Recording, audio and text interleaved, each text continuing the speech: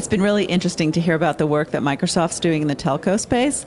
Can you give us a couple of examples of how your BI tools have impacted the decision making for them? Yeah, absolutely.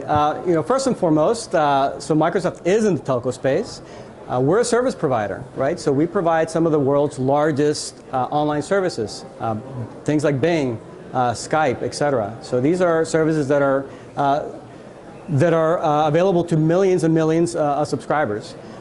In the case of Skype, for example, we've been working with the product group for a period of many months as we embarked in a big data strategy that was applicable to Skype. Now, the needs that Skype has are, in fact, very much the same than any operator or any service provider has. And we're taking those learnings, we're taking all those great assets and the work that we're doing both with the Skype group, with our product groups, to ensure that that knowledge is now available to our customers in the space. As an example, we've been working with a customer in Australia, Telstra, a very large operator, in transforming the way that they manage their data.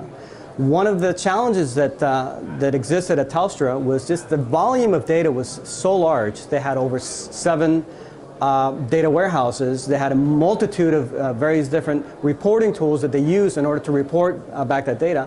The data sprawl got to the point where their end users weren't able to really get the type of insight that they needed from those systems. There was a lag of time between when they had a question and when an answer was produced. IT was a bit of a bottleneck in the sense that they needed to respond to users more readily, they needed to produce reports on their behalf, etc.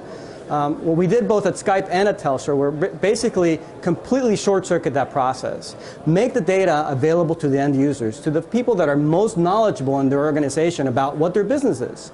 Let them ask the questions, right? So it really transformed the way that these organizations really dealt with their data. It was no longer, IT was no longer a bottleneck. They were there to provide access, to provide governance around that data, but they weren't, again, there to ultimately do all that work.